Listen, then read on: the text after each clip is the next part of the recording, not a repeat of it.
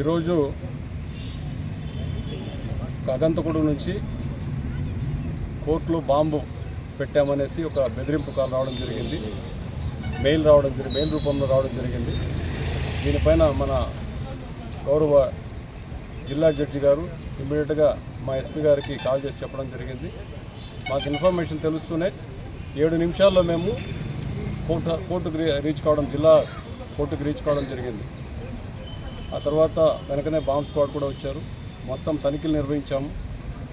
అన్ని చోట్ల కూడా క్షుణ్ణంగా మేము డాగ్ స్క్వాడ్తో, బాంబ్ డిస్పోజల్ స్క్వాడ్తో తనిఖీలు నిర్వహించడం జరిగింది. కానీ ఎక్కడ ఎటువంటి ఆధారాలు, ఆ రకంగా బాంబు సంబంధించిన పేలుడు పదార్థాలకు సంబంధించిన ఆధారం ఏమీ మాకు దొరకలేదు.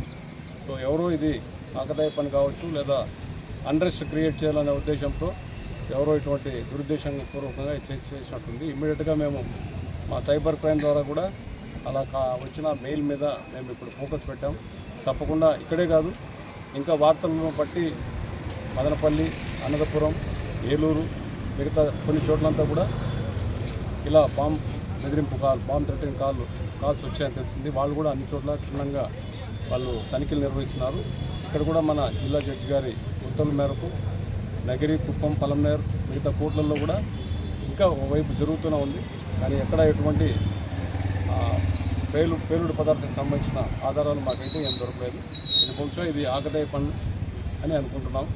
ఇంకా దీని మీద దర్యాప్తు చేసి మిగతా విషయాలు ఏమంటే తర్వాత తెలియజేస్తాం. మెయిల్ సారాంశంలో నైట్ వచ్చింది, బట్ మాకు ఇన్ఫర్మేషన్ వచ్చిండేది ఈరోజు 12 గంటలకు వచ్చింది పోలీస్ డిపార్ట్మెంట్కి. రాగానే 7 మినిట్స్లో మేము రీచ్ కావడం జరిగింది. సో రెస్పాన్స్ టైం అనేది మేము చాలా క్విక్గా చేసాం, యాక్షన్లో దిగాం. ఎక్కడ ఎటువంటిది మనకు వచ్చిన సమాచారం మనకు ఏదీ లేదు. అన్రెస్ట్ క్రియేట్ చేయాలనే ఉద్దేశంతో ఎవరో చేశారని ఈవెన్ మా పై అధికారులకు అందరూ కూడా ఇన్ఫార్మ్ చేయడం జరిగింది. పై స్థాయిలో కూడా ఇది విచారణ జరుగుతుంది. తప్పకుండా ఐపీ అడ్రస్ కూడా మేము ట్రేస్ చేస్తాం. ఎవరైతే ఇటువంటి అన్రెస్ట్ క్రియేట్ చేసినారో వాళ్ళ మీద కఠినమైన చర్యలు మేము తీసుకుంటాం.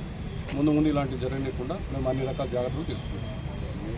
1 గంట 15 నిమిషాలు 1 గంట 15 నిమిషాల లోపల తెలుస్తామనేసి మొత్తం కోర్టు అందరూ కూడా ఖాళీ చేయాలని ఉంది దాంట్లో.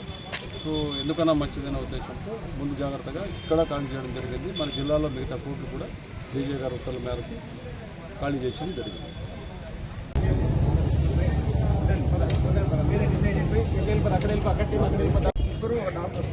ముగ్గురే అంతే మరి మీ దగ్గర మా వాళ్ళు ఇద్దరైతే ఇస్తా నేను నిలబడితే మీకు ఎవరైనా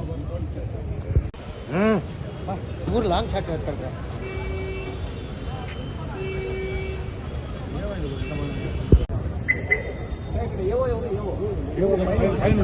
సెకండ్ వెళ్ళి కలిసి వచ్చాను.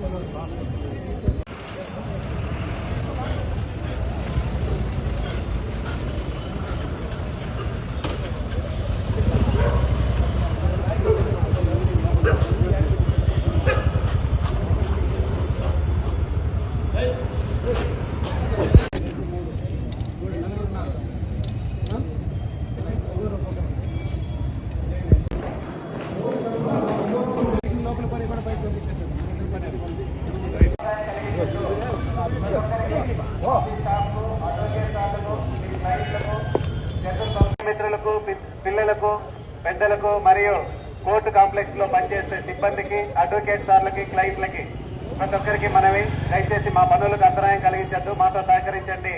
దయచేసి కోర్టు ముందర కూడా కుమ్మి కూడద్దు, దయచేసి వెళ్ళిపోదండి. రిక్వెస్ట్ అండి అందరికీ.